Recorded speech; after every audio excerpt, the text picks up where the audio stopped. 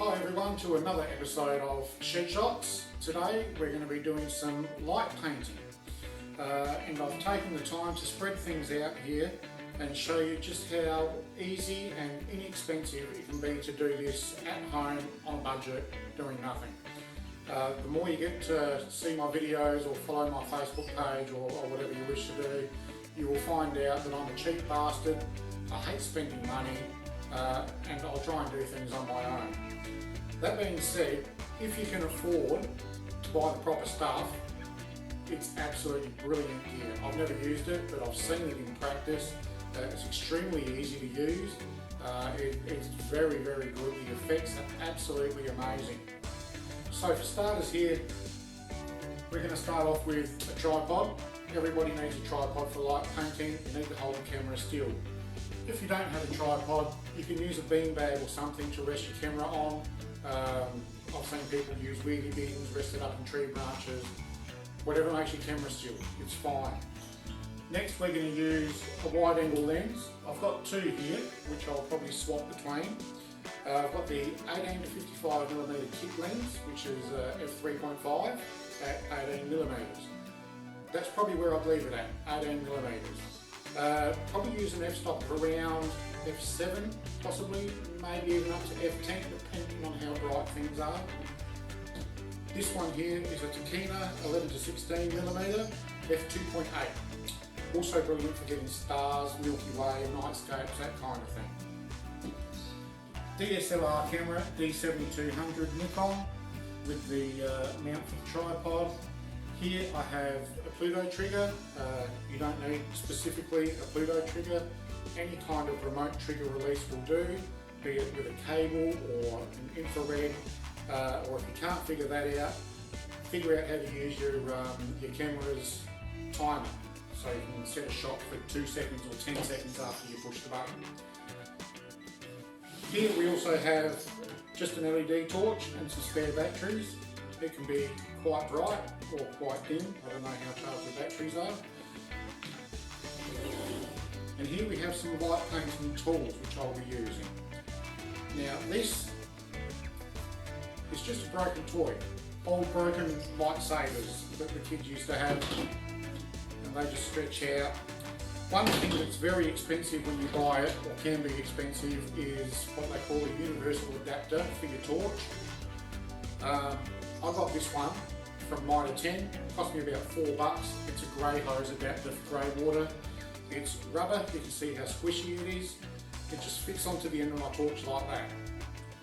Now I've popped some screws in here because I have actually put in a water bottle lid. Got a water bottle lid in there, bit of liquid nails to hold it in place, it's not going anywhere. And these are water bottles. And on here I've cut the tops off of water bottles and stuck them on there as well. So all I have to do with these is pick them up, screw them on, and I've got interchangeable heads for my torch.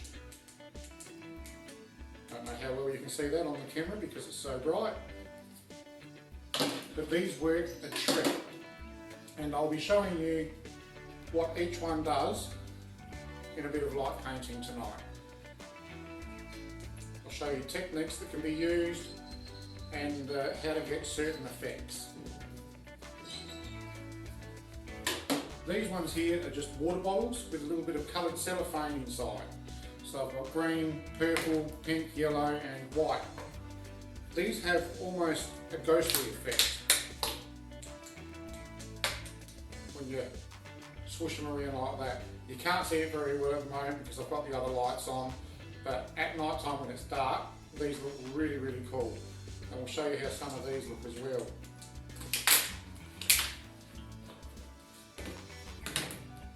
This one here, bought myself a bit of Perspex off of eBay, I think it cost me about 11 bucks. I've just cut it to whatever shape I want and stuck a little water bottle lid on the bottom there so I can just screw it into my light. And you can see it lights up. Probably see it against my shirt there. So that's actually really cool, the blade effect as well. The torch can also flash, which also makes some pretty cool effects.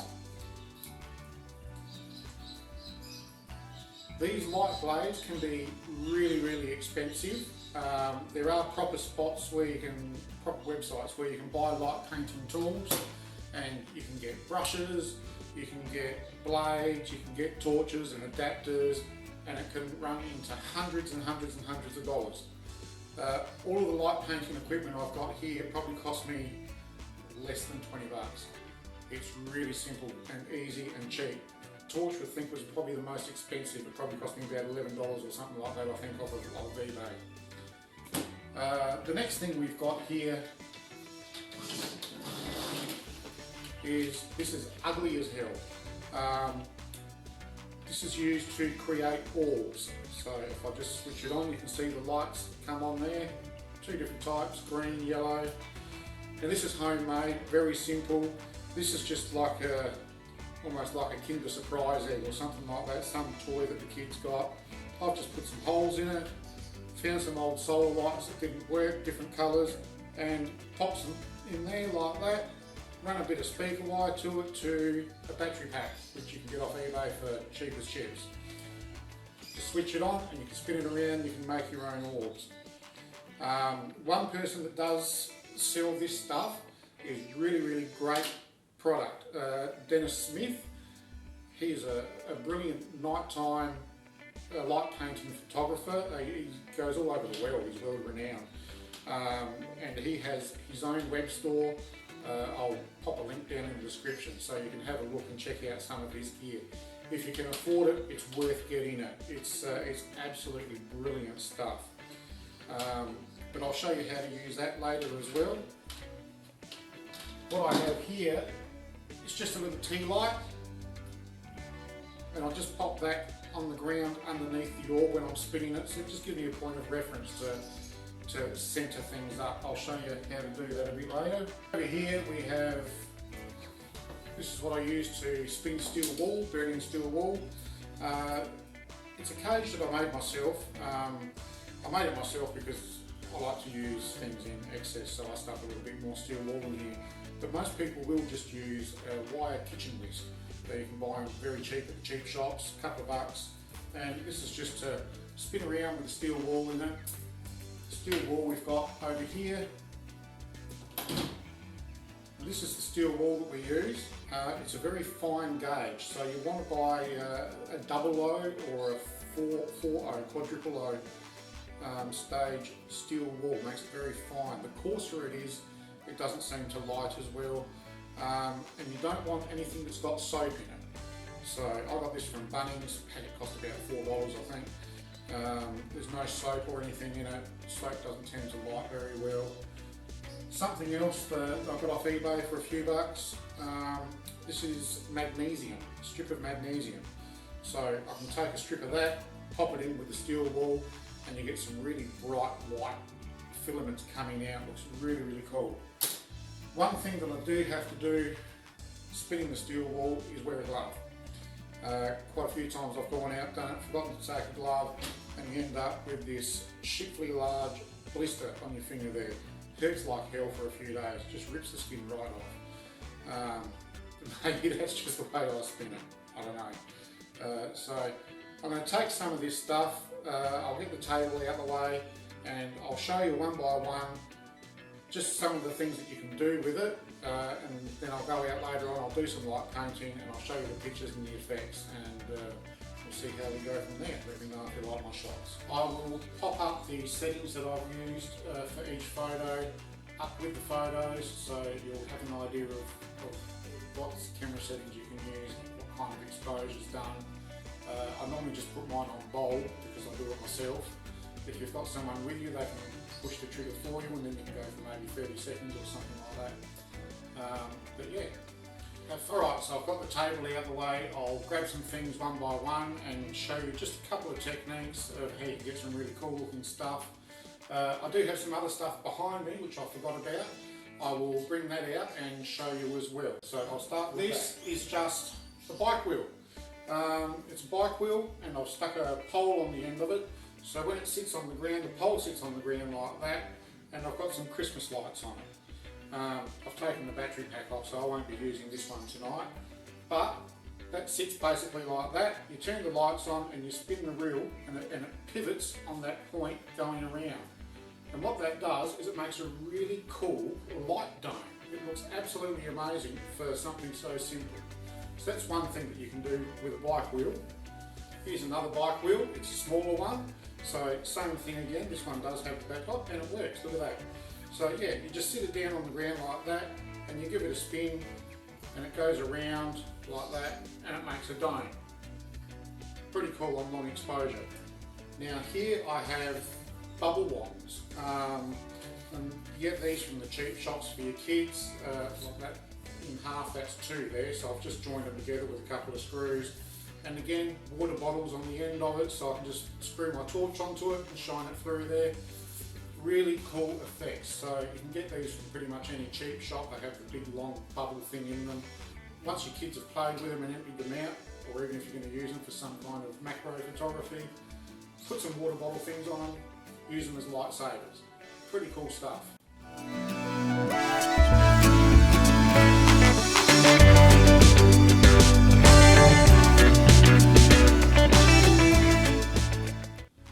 Here's another homemade jobby, just some duct tape, some old Christmas lights, a battery pack and a broomstick. That's it, light it up, spin it around, do what you want with it, make some cool, make some squares, you know, do whatever you like. It just has a pretty reasonable effect, so I'll try some of that later.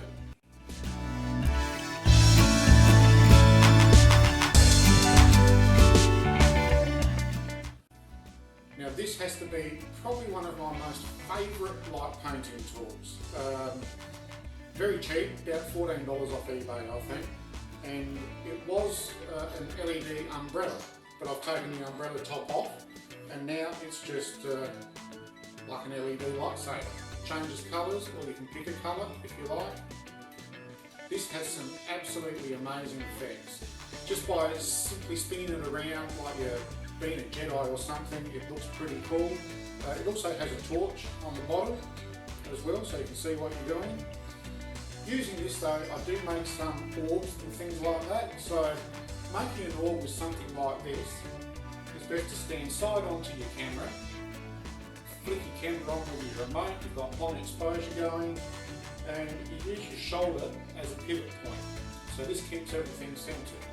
So you turn it on and go up, can't go all the way up to the shed roof, and down and around. Okay, so that's the basis of your orb there. That's the outline edge of your orb. Once you've done that, you can go up and down, whoops, and hit the shed roof. Go up and down like that, just a few times, and that makes the rest of the orb. I'll show that later on in a photo and we'll see how we go. I also like to do with this, it's a kind of a techno sort of orb. So this is the only kind of thing I've seen that I can do it with, apart from maybe the blade that I use over there. But to do the techno orb, you light her up, you go around, do your orb, using the shoulder as a pivot point. I can't because of the shed. And then you want to do like blocks. Something like that, all the way up, and then you move over a bit, and then you go back down.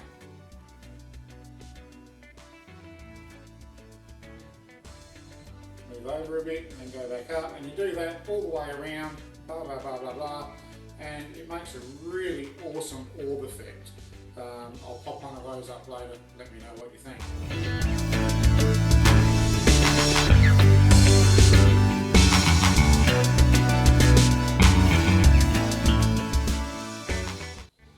Right, so again with these lightsabers, you can just simply plug them in like this, turn them on, and you can do the whole orb thing. I can almost do it, you know, using the shoulder as the pivot point, going all the way around, and again up and down like this to make it orb. Or again, you can just do really cool effects. You can always come up over the camera and then back again. It makes sort of almost like a curtain effect. It looks pretty cool. So you can do that with different colours.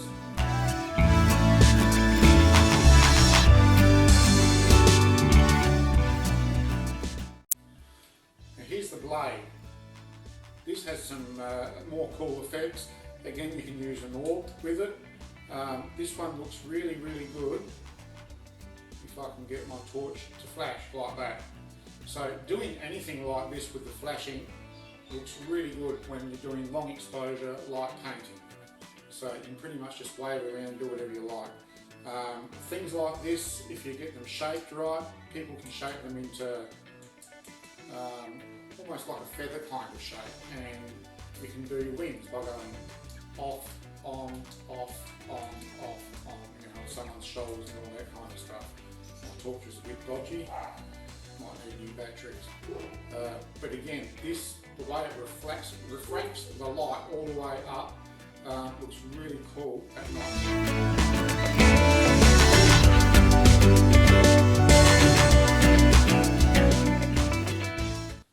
Here we are with the water bottles again. These just do a really cool wispy kind of effect.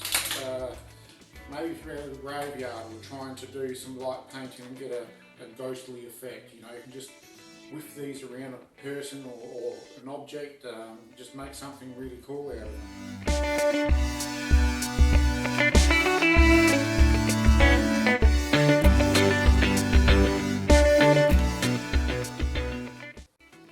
Right, now for doing the spinning an orb. Now this is more technical than it looks. It takes a bit of practice to get it right.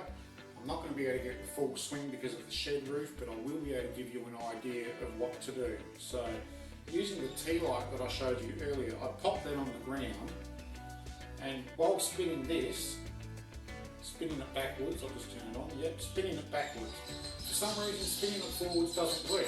You end up running into it and knocking yourself on the head, which, trust me, hurts like hell. So spinning this over top of your tea light and keeping this over top of the tea light or anything else you want to use the entire time. So walking backwards and spinning backwards. Take some steps. It's a bit of a process, and you try and keep it nice and steady over top of whatever you've got, using as a marker. I use a tea light, and that makes a really, really cool 3D orb effect. This is the kind of stuff that Dennis Smith does all the time. And he has made light tools specifically for doing things like this. Yeah, mine cost about $1.50, I think. And that's after my daughter ate chocolate or whatever was in this. But yeah, I'll probably have to make another one soon because I keep spinning them, they keep flying apart. It's only speaker wires and batteries. And while you do pay a bit of money for Dennis Smith's gear, it's good, hardy gear. It's worth getting. I have had the privilege of using it at one of his workshops. Absolutely amazing. It comes with strings and batteries and interchangeable heads with different colours. Check out the link in the description.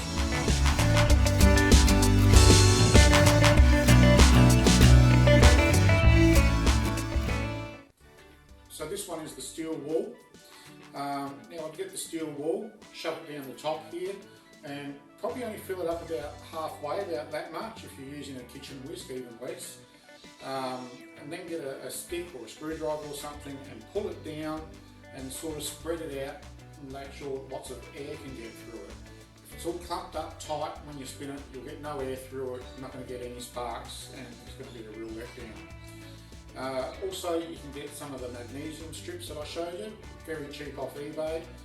Grab a strip of it, throw it down the middle, and when that lights up, it catches fire and it shoots off bright crap everywhere. Really cool.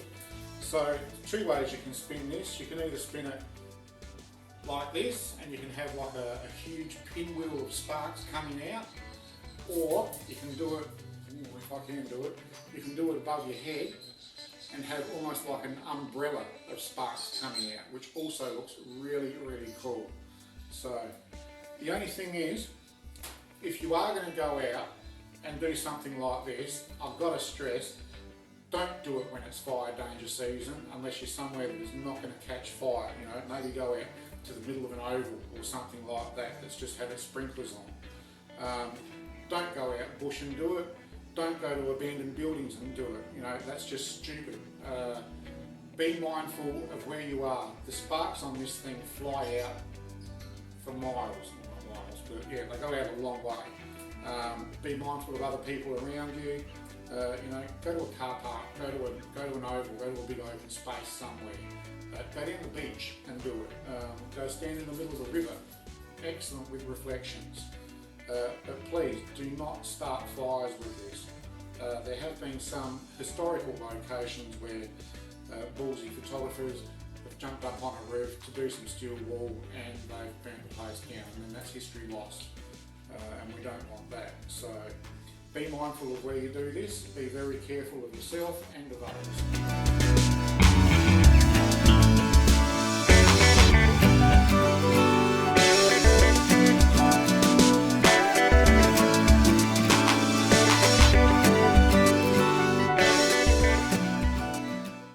Alright everyone, thanks for watching, and as always, please subscribe. If not, check out my Facebook page, heaps of images up there as well. It's Chad Viger Photography.